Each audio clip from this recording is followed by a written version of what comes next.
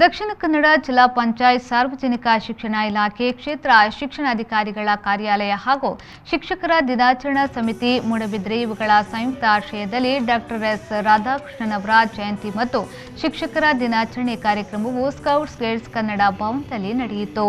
ಶಾಸಕ ಉಮಾನಾಥ್ ಕೋಟ್ಯಾನ್ ಅಧ್ಯಕ್ಷತೆ ವಹಿಸಿ ಮಾತನಾಡಿ, ಶಿಕ್ಷಕ ಎಂದರೆ ಶಿಕ್ಷಣವನ್ನ ಕಲಿಸುವವರಲ್ಲ, ಬದಲಾಗಿ ಪಾಠದಿಂದ ಹೊರತಾಗಿ ಬೋಧನೆ ಮಾಡುವವರು.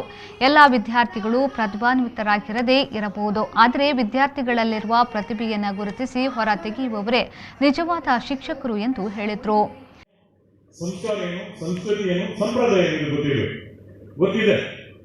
ಅದನ್ನು ನೀವು ನಿಮ್ಮ ಶಾಲೆಯ ಮಕ್ಕಳಿಗೆ ಕೊಡಬೇಕು. ಇವತ್ತು ಹೇಳಿದ್ರು ರಾಷ್ಟ್ರೀಯ ಶಿಕ್ಷಣ ನೀತಿ 35 ವರ್ಷಗಳ ಹಿಂದೆ ಅಥವಾ ಅದರ ಹಿಂದೆ ನಾವು ಬಾಲ್ಯದಲ್ಲಿರುವಾಗ ಹೇಗಿತ್ತು, ಅದರ ಬಳಿಕ ಹೇಗೆ ಆಯಿತು, ಈಗ 35 ವರ್ಷಗಳಿಂದ ಬದಲಾವಣೆಗಳು ಅನೇಕ ಬದಲಾವಣೆ. ಎಷ್ಟೋ ಮಳೆ ಬಂದು ನೀರು ಕೊಚ್ಚಿಕೊಂಡು ಕಶ್ಮಲಗಳನ್ನು ಕಡಲಿಗೆ ಕೊಂಡೋಗಿ ಹಾಕ್ತದೆ. ಅದೇ ರೀತಿಯಲ್ಲಿ ಅಂದು ಏನು ನಮ್ಮ ಹಿರಿಯರು 35 ವರ್ಷಗಳ ಹಿಂದೆ ಮಾಡಿದಂಥ ಶಿಕ್ಷಣ ಅಜಗಜಾಂತರ ಇವತ್ತು ಬದಲಾವಣೆಗಳನ್ನು ಕಂಡಿದ್ದೇವೆ ನಾವು. ಅವತ್ತೊಬ್ಬ ಶಿಕ್ಷಕ ಬಹುಶಃ ಈಶ್ವರ ಭಟ್ರು ಅಥವಾ ನಮ್ಮ ಇವರು ಸೇರುವಾಗ ಎಷ್ಟು ಸಂಬಳ, ಅವರಿಗೆ ಗೌರವದ ಸಂಬಳ ಸಿಕ್ಕಿದೆ ಅಂತ ಹೇಳಿದ್ರೆ ಏನೋ ಸ್ವಲ್ಪ, ಅದೇ ಬದಲಾವಣೆಗಳಾಗಿವೆ. ಅದರೊಟ್ಟಿಗೆ ಶಿಕ್ಷಣದ ಮೌಲ್ಯಗಳು ಬದಲಾಗಬೇಕು, ಶಿಕ್ಷಣದ ರೀತಿ ರಿವಾಜುಗಳು ಬದಲಾಗಬೇಕು. ಅದಕ್ಕೆ ಇವತ್ತು ನರೇಂದ್ರ ಮೋದಿಜಿಯವರು ರಾಷ್ಟ್ರೀಯ ಶಿಕ್ಷಣ ನೀತಿಯನ್ನು ತರ್ತಾರೆ.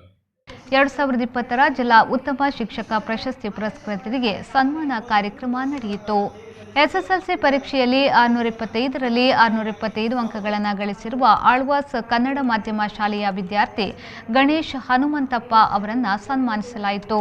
ರಾಜ್ಯ ಮಟ್ಟದಲ್ಲಿ ನಡೆದ ಕ್ರೀಡೆ ಹಾಗೂ ಸಾಂಸ್ಕೃತಿಕ ಸ್ಪರ್ಧೆಯಲ್ಲಿ ಭಾಗವಹಿಸಿ ವಿಜೇತರಾದ ಶಿಕ್ಷಕರನ್ನು ಗೌರವಿಸಲಾಯಿತು. ಮಾಜಿ ಸಚಿವ ಅಭಯಚಂದ್ರ ಜೈನ್ ವಿಶೇಷ ಆಹ್ವಾನಿತರಾಗಿ ಭಾಗವಹಿಸಿದ್ರು. ಪುರಸಭಾ ಅಧ್ಯಕ್ಷ ಪ್ರಸಾದ್ ಕುಮಾರ್, ಮೂಡಾಧ್ಯಕ್ಷ ಮೇಘನಾಥ್ ಶೆಟ್ಟಿ, ತಾಲೂಕು ಪಂಚಾಯತ್ ಮುಖ್ಯ ಕಾರ್ಯನಿರ್ವಹಣಾಧಿಕಾರಿ ದಯಾವತಿ ಎಂ ಮುಖ್ಯ ಅತಿಥಿಗಳಾಗಿ ಭಾಗವಹಿಸಿದ್ರು. ಜೀವನ ಆನಂದಮಯವಾಗಿ ಆರೋಗ್ಯ ಹಾಗೂ ಕಾರ್ಯನಿರ್ವಹಣಾಧಿಕಾರಿ ಶ್ರೀಮತಿ ದಯಾವತಿ ಮೇಡಮ್ ಅವರು ನಮ್ಮ ಬಿಒ ಸಾಹೇಬರು ಇವರೆಲ್ಲರೂ ಕೂಡ ನೆರವೇರಿಸಿಕೊಡ್ಬೇಕು ಅಂತ ಕೇಳ್ಕೊಳ್ತಾ